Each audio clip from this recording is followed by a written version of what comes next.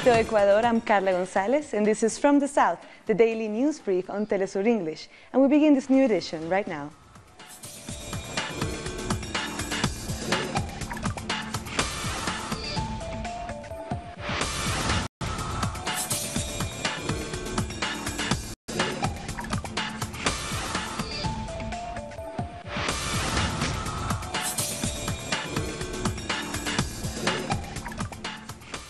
"11 days after the elections, in the midst of protests, a police revolt, and serious criticism from international observers, Honduras still don't know who their next president will be. The Supreme Electoral Court has refrained from declaring a winner, even after it announced final results that gave President Juan Orlando Hernández a narrow margin of victory. The opposition alliance is calling for a complete recount of the ballots, saying the whole electoral system is contaminated. The personnel is tainted, the system is tainted, the process is tainted, the elections are tainted, and they carried out an election covered in fraud. And that is why today, with Salvador Nasrallah and the whole opposition alliance, we are asking that there be a review of the whole process. Even though our people know this election was manipulated like never before in history, because President Hernandez really thought that by buying votes, having dead people vote, and sending IDs for people living in the United States who know they cannot come back, that he would win at the ballot box, but he lost at the ballot box. For his part, President Hernandez seemed to accept the call for a recount, saying he was confident of his victory. We're open to checking and reviewing the ballots once, twice, or 3 times, however many times are needed. We don't have a problem with that because our party has documented the whole electoral process according to what the law allows. The Honduran police units that refused to obey orders and withdrew to their barracks on Monday have decided to go back to work.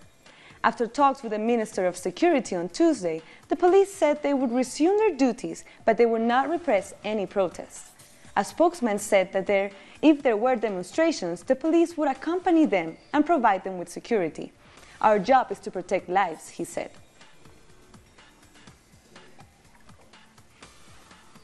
Our correspondent Heather Geese joins us now from Tegucigalpa. Heather, both sides appear to have agreed about a recount, so what happens now in Honduras? Well, we're still waiting for news from the Supreme Electoral Tribunal about how they want to proceed with the next steps. We know that they finished their count for president on Monday, but they still haven't declared a winner because all of these demands about a recount are still getting played out. I think it's important to note that the opposition alliance is calling for a vote-by-vote recount of the election. That means opening up the ballot boxes and reviewing each one of the ballots. What the Supreme Electoral Tribunal had offered and what it seems that the National Party is agreeing to is a review of the tally sheets, the vote tallies that tabulate the votes, the ballots that are actually within the ballot boxes. And that will be a comparison between the tally sheets that the Supreme Electoral Tribunal is using with the scanned copies of the tally sheets in possession of each of the parties. So we still have yet to get a response from the Supreme Electoral Tribunal about how to move forward. They had wanted to begin this tally sheet review, comparing their tally sheets to the tally sheets of the opposition alliance, and the opposition alliance boycotted that process, refused to participate because they said the Supreme Electoral Tribunal had not taken into consideration its other demands for how to improve transparency. So at this point, the impasse seems to be continuing. The Supreme Electoral Tribunal has not ruled out the possibility of a recount, but we're still not really clear on how this is going to move forward because the opposition is making quite a large demand for a complete vote-by-vote recount. But they do have some backing helping them make this demand. The preliminary report coming out of the Organization of American States said that due to all of the irregularities in the process, they cannot have a certain confidence in the results. So those sorts of observations coming from international missions are helping the opposition to push forward their demands. And tell us, what has been the action of the police units that suspended their strike? Exactly. So on Monday, the police from various units, the Cobra Elite Police Force, the Tigres, Transit Police, other police officers, started a rebellion. They said it was not a strike. They were very clear, actually. The police on the ground said that this was not a strike. This was not about salaries. And their concern was that they did not want to repress the Honduran people. And they thought that this was a political crisis that shouldn't be played out in the streets between police and Honduran citizens, but should be solved at a political level between politicians. And so they called for a resolution to that crisis. Now, the police went back to their posts yesterday afternoon after the representatives of various units participating in the rebellion reached an agreement with the Ministry of Security. And Security Minister Pacheco and President Juan Orlando Hernandez have made this police rebellion all about salary issues. And, of course, the police were also raising concerns about working conditions. They've been working very long hours, and they've gone on strike in the past to protest poor working conditions and wage disputes. So I think that was an important bargaining chip, but we've seen how this discourse has been played out from the government, framing this only as a wage issue and not this larger concern about the police not wanting to be against the Honduran people. So police went back to their posts yesterday. They said they were going back to carrying out their constitutional duties, which includes policing the curfew, which is in place. However, they said that they want to focus on providing security for Honduran people and not repressing them. So we'll still have to see how this plays out, but this is the position of the police officers, that their core demands of the political crisis being resolved still stands, even though they're going back to work. Thank you very much, Heather, for your report. So we now turn to the U.S. In the last few minutes, President Donald Trump has made an official announcement recognizing Jerusalem as the capital of Israel. Through all of these years, presidents representing the United States have declined to officially recognize Jerusalem as Israel's capital. In fact, we have declined to acknowledge any Israeli capital at all. But today we finally acknowledge the obvious, that Jerusalem is Israel's capital. This is nothing more or less.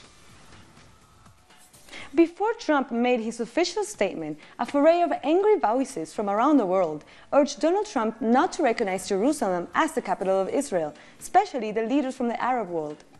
The leaders warned Trump that the announcement would destroy the peace process and strengthen extremists and weaken the United States' standing in the world. Saudi Arabia's King Salman told the U.S. that such a move would provoke Muslims around the world. Similar reactions were voiced by Turkey, Egypt, and Jordan. Fatah and the Palestinian people today respond to the United States of America by declaring its anger and rejection of this crazy move that is fully biased towards Israel. By this move, America demonstrates their hostile position against the Palestinian people, and the Palestinian people will say no to the American presence in Palestine or the American presence in Arab and Islamic countries. And we appeal to our brothers, including Arabs and Muslims, to take serious steps by expelling American ambassadors from their country and ending their relationship with America. And America should know that Jerusalem was the main subject of the Arab-Israeli conflict. Also, Jerusalem and the question of Palestine is the key to security and stability in the Arab region and the world. This decision by President Trump is clearly one of the most irresponsible decisions taken by American presidents vis-à-vis the region and the chances of peace. He has single-handedly committed several, I don't want to say crimes, but mistakes, serious mistakes. He has undermined American standing, American influence, American interests, American security throughout the region. He has disqualified the U.S. to play any role in peacemaking. He has ensured that there is no Palestinian counterpart in peacemaking. He has become complicit with the Israeli occupation and its lawlessness. He has violated international law single-handedly. He has also defied the will of the international community, and he has undermined his closest allies in the region, the Arab world and the Muslim-majority countries. And he has made sure that The specter of a religious war is looming that threatens to destabilize the whole region. Several dozen Palestinian refugees hit the streets of Lebanon to protest against Trump's decision to recognize Jerusalem as the capital of Israel. Palestinians also demonstrating across Lebanon against Trump's announcement to relocate it to Jerusalem from Tel Aviv. The move by Trump is expected to overturn decades of careful U.S. policy and ignore dire warnings of a historic misstep that could trigger a surge in violence in the Middle East. And in Palestine itself, hundreds of people rallied over the news, burning posters of the U.S. and Israeli flags and pictures of President Trump. Palestinians are seething with anger and a sense of betrayal over Trump's decision.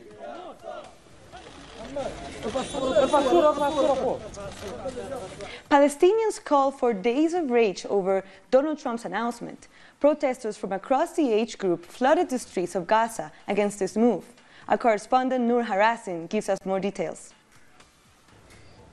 Palestinians are angry and enraged after the news that the U.S. President Donald Trump decided to move the American embassy to Jerusalem, which means that he will recognize Jerusalem, east and west of Jerusalem, as the capital of Israel.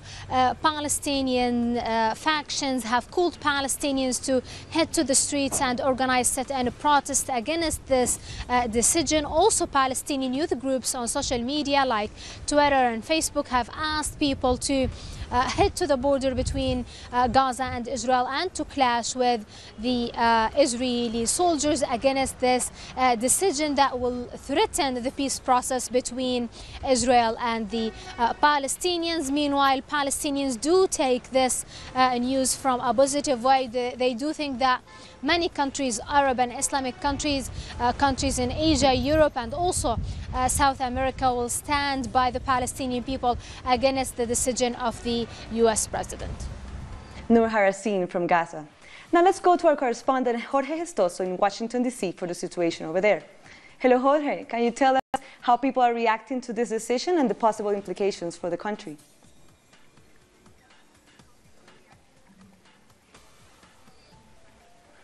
Well, Carla, it's only a few minutes since President Trump made his announcement.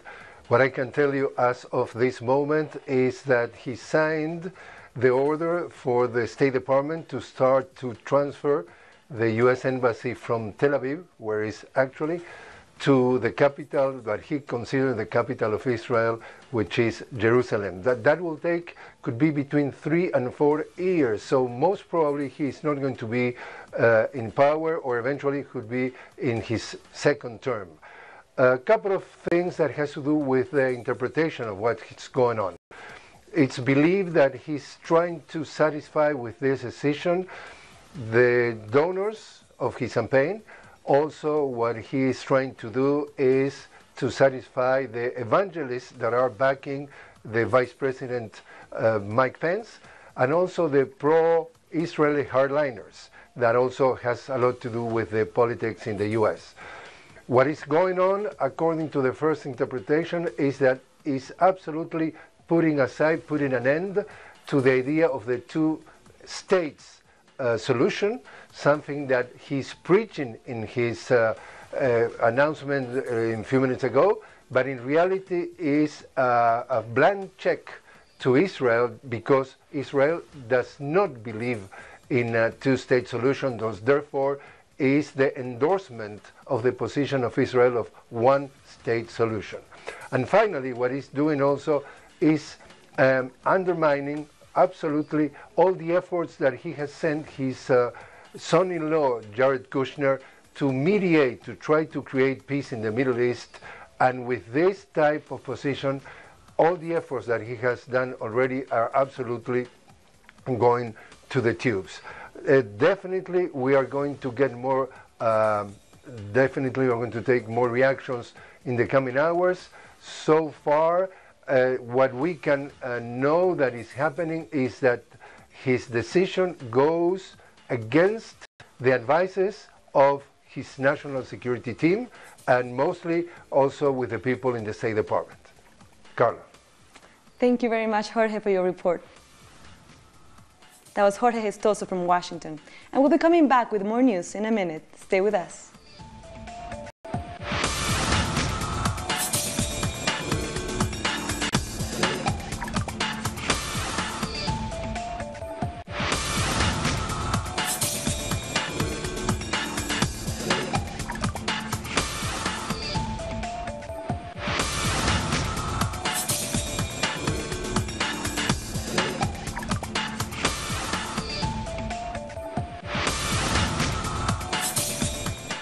And Venezuela prepares for municipal elections to be held this coming Sunday. Our correspondent Freddie Gillingham is in Caracas and sent this report. So December 10th is nearly upon us. Venezuelans across the country will be heading to the polling stations where they are set to be voting for their new local mayors. Mayoral candidates for 335 municipalities have been campaigning since November 23rd. We can confirm that on Monday, teams of electoral technology teams were deployed to these polling stations to make sure all things run smoothly on Sunday. Tomorrow is the official accreditation ceremony for international accompaniers who will be also on site on Sunday. The main news regarding this election on December 10th is that, of course, three of the main opposition parties, the First Justice Party, the Democratic Action Party and the Popular Will Party, will be boycotting this vote. However, not all of the opposition have played ball with this boycotting. We should be following a candidate from COPE, one of the oldest opposition parties, who is finishing their campaign later today. That's all from me. We will keep you updated up until December 10th. Thank you. That was Frederick Gillingham from Caracas. Cuba is celebrating the 45th anniversary of relations with Caribbean countries. Our correspondent Laura Prada has all the details. Hello, yes, nice to greet you from Havana. Indeed, today Cuban authorities will be remembering the 45th anniversary of relations with all countries of the Caribbean. Since 1972, these relations were completed. And after the first summit celebrated here in Havana, the first CARICOM Cuba summit celebrated here in Havana, was agreed to be celebrated a summit every 3 years. These summits are the highest form of solidarity and cooperation between Caribbean states. This sixth summit to be celebrated on Friday in Antigua and Barbuda will be focused on trade and commerce between all Caribbean countries. The major concern of these countries is climate change due to their condition of insular states. Proof of this, as we all can remember, were the recent strike of hurricanes Irma and Maria in this region, which seriously affected some of its directly affected some of its country. Cuba gave its help among its possibilities, specifically to Antigua and Barbuda and Dominica. This sixth summit to be celebrated on Friday will also be remembering this date of the establishing of relations of CARICOM with Cuba, and will be proof of the bond among all these countries. I get back to you. That was Laura Prada from Havana.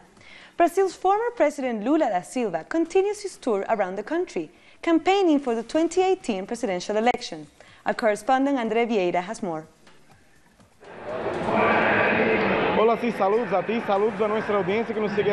We are in Rio de Janeiro, following Lula da Silva's caravan around the country, a third leg that started on Monday and will end on Friday with a big rally.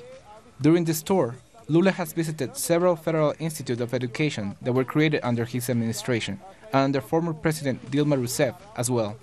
It was these left-wing governments that created more than 500 federal institutes of education all around Brazil. A project that changed the life of students and their families as they had access to quality public education. The caravan, Lula for Brazil, is the former president's strongest weapon to defend himself from political view and media persecution, and what has put him ahead in all the polls in the presidential race. We've been following Lula da Silva around Brazil, from the northeast region of the country to Minas Gerais, and now through the states of Espírito Santo and Rio de Janeiro. We'll keep you updated. From Brazil, André Vieira. Argentina's grandmothers of Plaza de Mayo have a new granddaughter, and she discovered her identity of her real parents, Edgardo Garnier and Violeta Graciela Ortolani, who are still missing. Her family had been searching for her for the past 40 years. We have more in this report. After 40 years of struggle, the grandmothers of the Plaza de Mayo couldn't have had a better gift. It was the news that they had been waiting for. A new granddaughter had been found. She is the 126th. We are lucky to announce this blessing. We have given her a number so she could fill the hearts of our organization. She is the granddaughter number 126.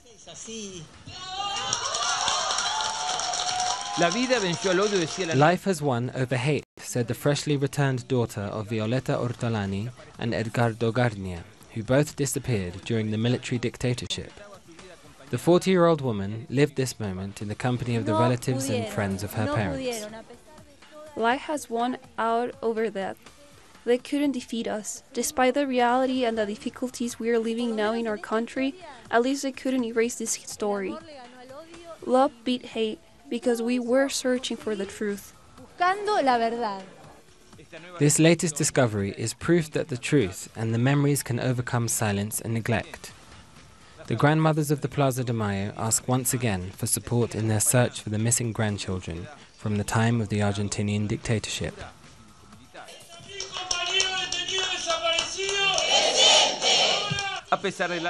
Despite their long struggle, the grandmothers of the Plaza de Mayo are celebrating life once again.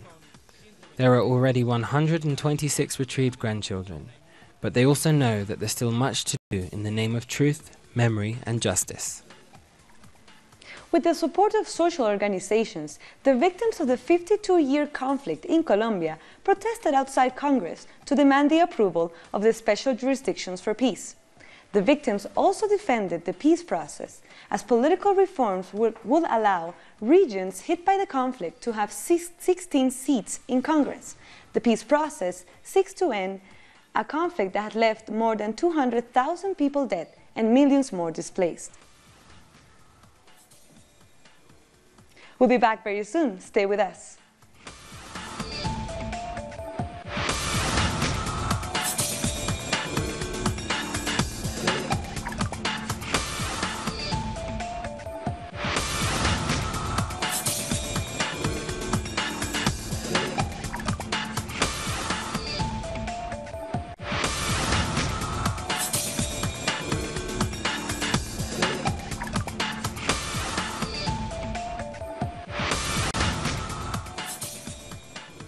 Electoral campaigns have started in Catalonia ahead of the December 21st vote, amid ongoing protests for the 4 jailed independence leaders. Let's take a look at the reactions from the political parties on the road to the polls. Electoral advertising is filling Catalonian streets once again. It's an unusual campaign that begins with jailed candidates and a sacked president in Belgium.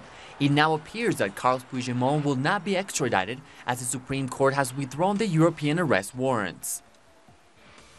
The Independence Front is clear in their message and are still betting on the Catalan Republic, even though they say that with jailed candidates the campaign is at an unfair disadvantage. While the candidates are in prison, this party won't have a fair fight. This party won't have equal political conditions. From Brussels, Puigdemont has started his own campaign via video conference. Meanwhile, the coup is talking about a unilateral way to gain independence.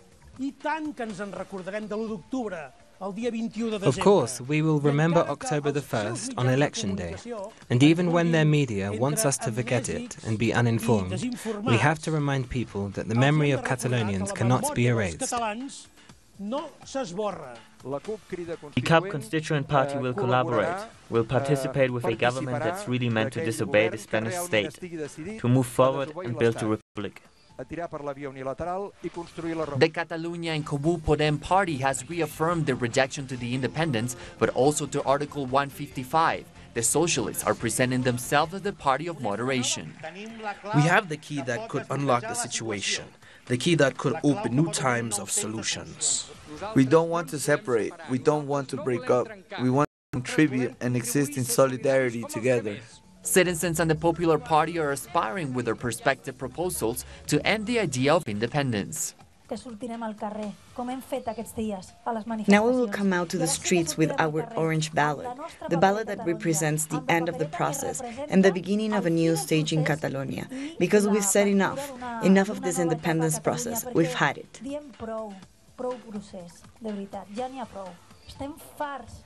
Because we are those who defend better than anyone a great Catalonia within a great nation, which is ours, which is Spain. These elections were called by Prime Minister Mariano Rajoy after paralyzing the government of Catalonia, dissolving the Catalan parliament and executing Article 155 as a response of the Declaration of Independence. Many consider that the result of the coming vote will be understood as the second round of Catalan's historic independence referendum. Now here's a quick roundup of some international stories. A Saudi-led coalition intensified airstrikes on Yemen as the armed Houthi movement tightened its grip on the capital. Residents of the capital, Sana'a, were forced to leave their destroyed homes, leaving behind many of their belongings because of the continued airstrikes. Russian Olympic athletes were captured visibly upset in Davos on Tuesday after hearing the International Olympic Committee's decision to ban Russia from the 2018 Winter Olympics in Pyongyang, South Korea. This follows an investigation into allegations of state sponsorship doping at the 2014 Games hosted by Russia in Sochi. Russia's foreign ministry spokeswoman says the ban is part of a larger international campaign to pressure Russia. I think it's all connected with the fact that the battering ram to isolate Russia, which had been initiated, that this crusade against Russia has fallen apart, failed. No isolation has been achieved, but there is still the intention. There are still powers and means. Why not just apply them in some different areas? 3 Maltese men have been charged for the murder of investigative journalist Daphne Caruana Galizia, who was killed by a car bomb in November. The suspects were also charged with criminal use of explosives, being involved in organized crime, and criminal conspiracy. All men have pleaded not guilty. People for the Ethical Treatment of Animals for PETA protested in New Delhi to urge the government to ban elephant rides among tourists in India. PETA says that the elephants endure physical and psychological abuse. We want the government to include elephants in the list of non-performing animals, which means the elephants cannot be used for any sort of performance, especially for tourism. We've come to the end of this daily news brief. This and many other news, you can find them on our website at telesurtv.net/English. And you can also join us on social media, Facebook, Twitter, and Instagram. For Telesur English, I'm Carla Gonzalez. Thank you for watching.